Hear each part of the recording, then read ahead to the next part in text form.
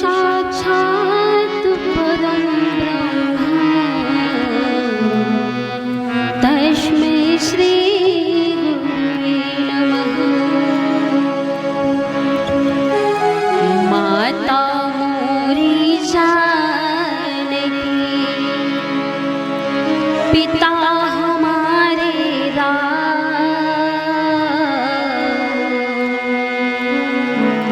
भाई संत समाज सब है सत्संग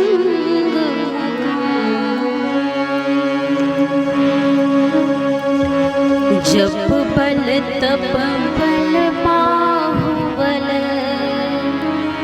चौथा बल है दान। मेरे तो एक नहीं पाहि पाहि श्री राम।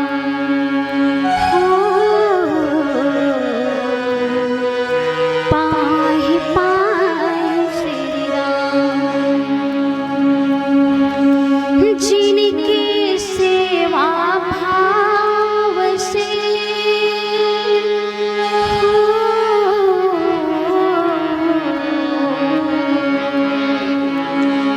जिनकी सेवा भाव से मुक्त भये श्री राम। ऐसे वीर हनुमान को बारंबार प्रणाम हो। बारंबार प्रणाम। गुरु के वचन सुनते करे राम चरण मन लागे। रघुपति जस गावत फिरऊं छन छन नवयनु राम।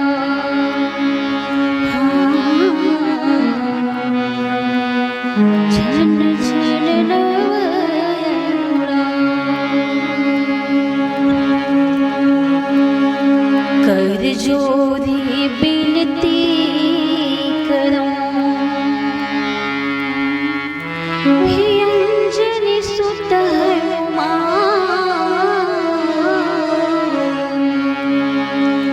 राम लखन श्री जानकी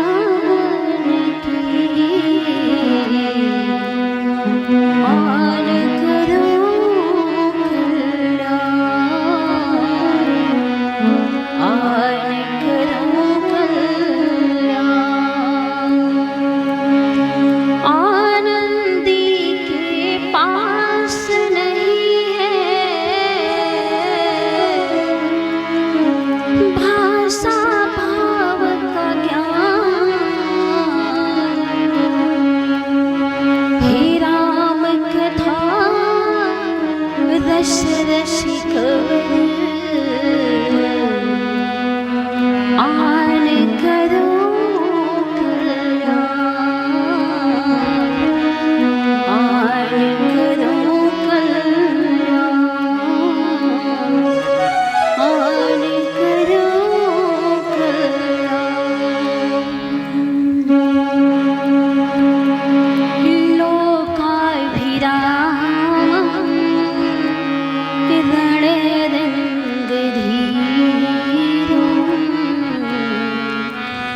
राजीवनेत्रं रघुवंशनाथं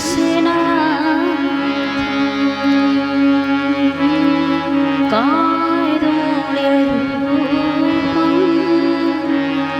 करुणाकरं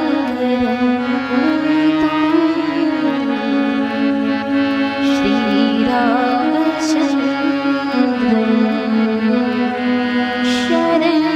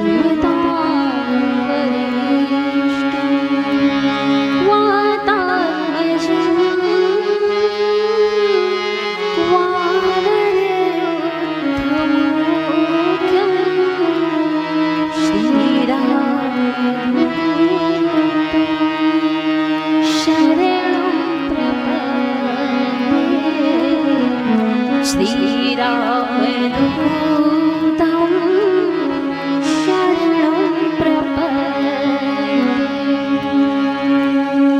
सीताराम राम राम जय सीताराम राम राम राजा राम राम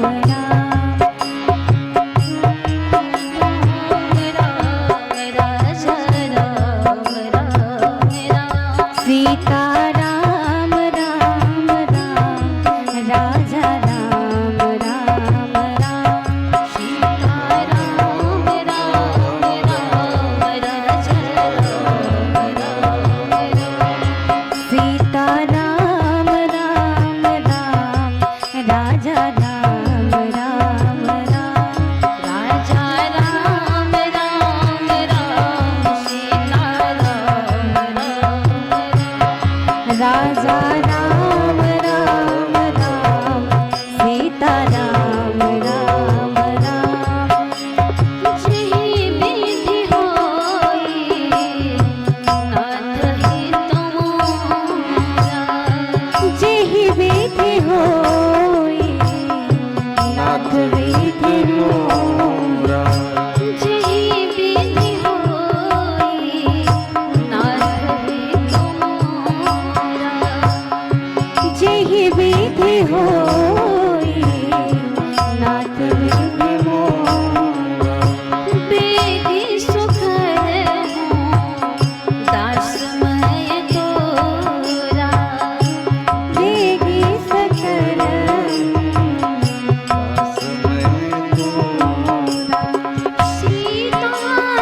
सीताराम शरण रति मोरे ओ सीताराम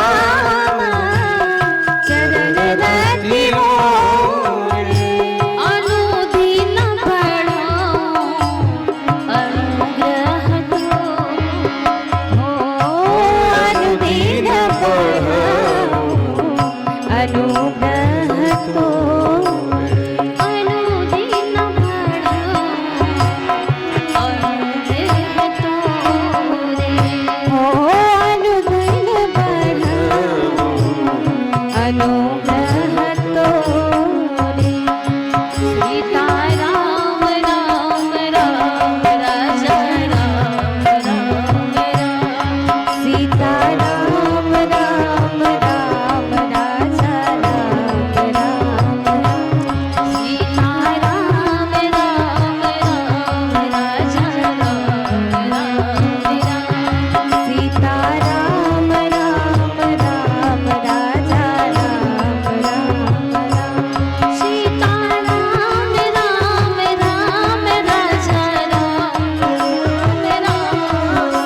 सीताराम राम राम राजा राम राम सीताराम राम राम राजा राम राम राजा राम राम सीताराम राम राजा राम राम राम सीताराम राम राम सीताराम राम राम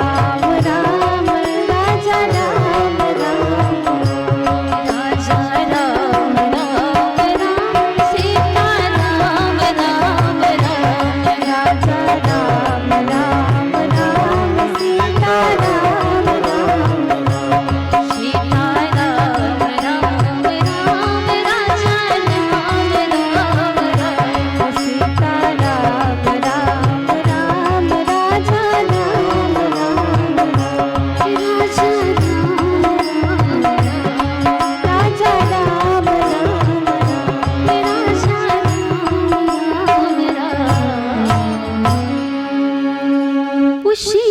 सीताराम राम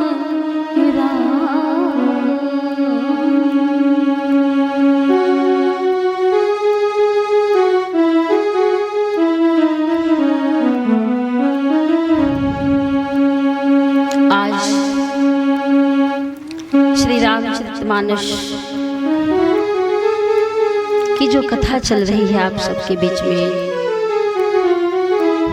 आज कथा का तृतीय दिवस है।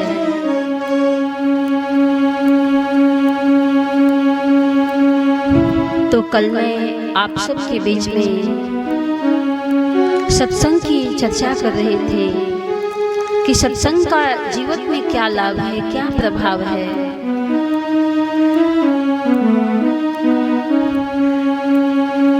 प्यारे बंधु सज्जनों, जिस ग्रंथ की कथा चल रही है, रामचरितमानस का जो ये महायज्ञ हो रहा है,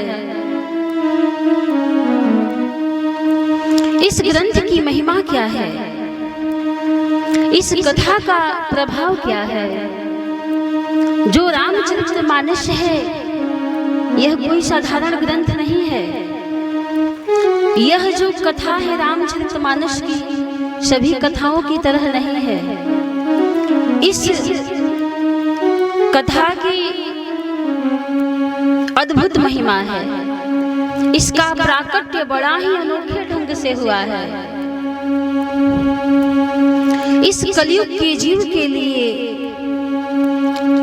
मनुष्य के जीवन के कल्याण के लिए पूज्यपाद श्री गोस्वामी तुलसीदास जी ने इस कलिकाल के लिए 7 जहाज को प्रकट कर दिया। वैसे परम पूज्य महाश्री गोस्वामी तुलसीदास जी के मैं चरणों में वंदन करती हूँ। वो सप्त जहाज क्या है? बंदो तुलसी के चरण, जिनकी हो जग काज,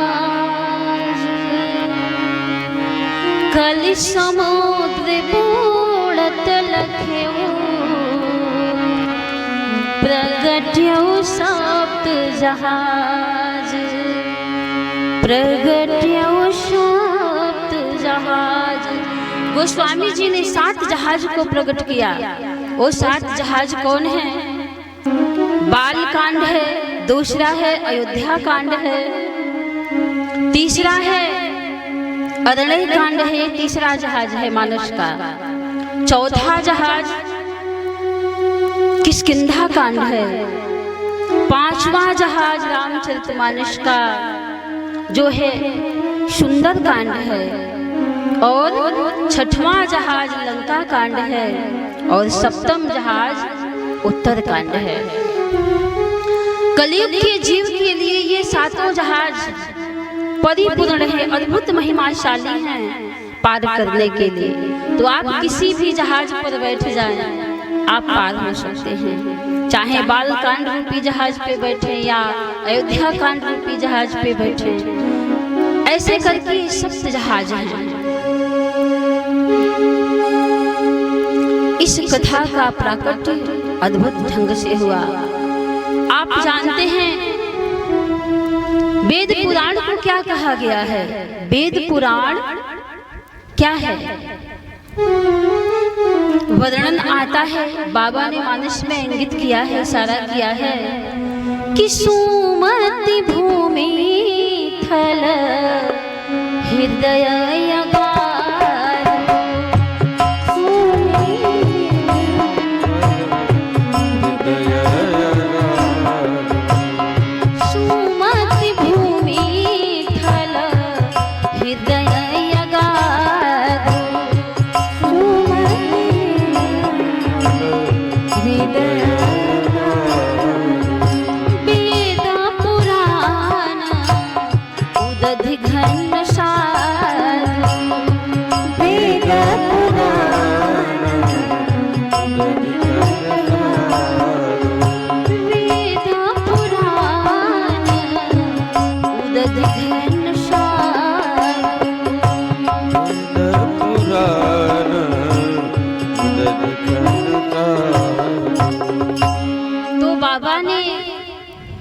वेद पुराण को समुद्र बताया है।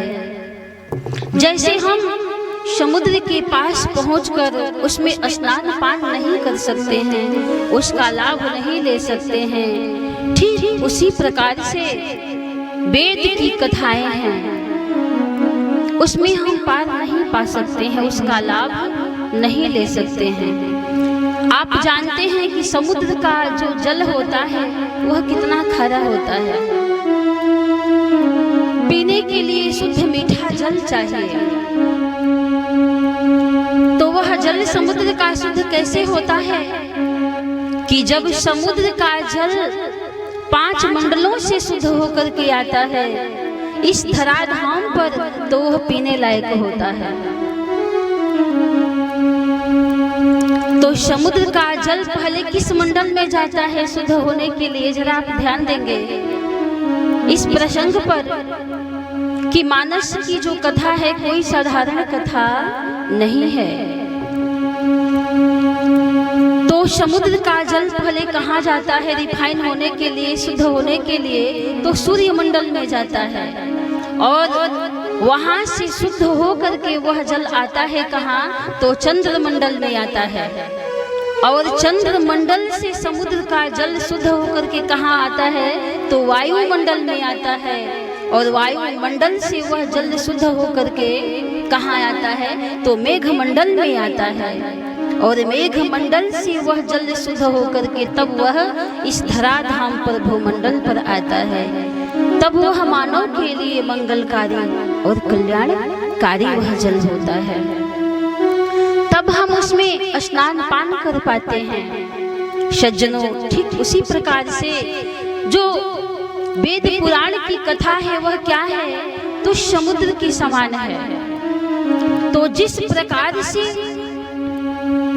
वेद की कथाएं कैसे पहले आई, जैसे कि समुद्र का जल पहले 5 मंडल से शुद्ध होकर के धराधाम पर आया, ठीक उसी प्रकार से श्री रामचंद्र भगवान की कथा भी 5 मंडलों से होकर के आई। वह 5 मंडल हम मानस में ही दर्शन करें। मानस में बाबा ने दर्शन कराया है शंभु किन्हया चरित सुहावा, शंभु किन्हया चरित सुहावा, बहुरी कृपा करे तुमहि सुनावा, बहुरी कृपा करे तुमहि सुनावा,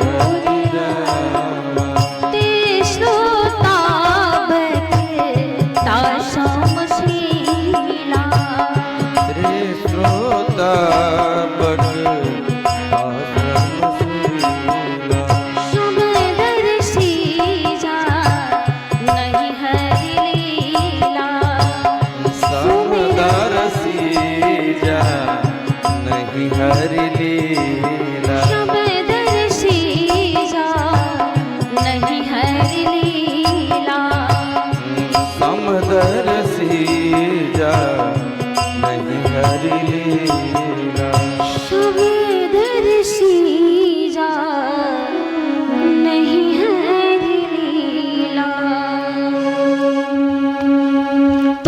तरह से 5 मंडल से जैसे जल शुद्ध होकर के आया, ठीक उसी प्रकार से ये भगवान राम की कथा भी 5 मंडलों से आई। तो कथा का 5 मंडल क्या है? तो सूर्य मंडल है भगवान शिव, दूसरा चंद्र मंडल कौन है कथा का? तो पार्वती जी हैं। तीसरा राम कथा का जो मंडल है वह कौन है? तो वायु मंडल कागभूषुंडी जी हैं। और चौथा कथा का मंडल कौन है? तो कहा गया है कि चौथा मंडल याज्ञवल्क्य जी हैं। 5वां मंडल भरद्वाज मुनि जी हैं। इस तरह से रामचरितमानस में 5 मंडल है।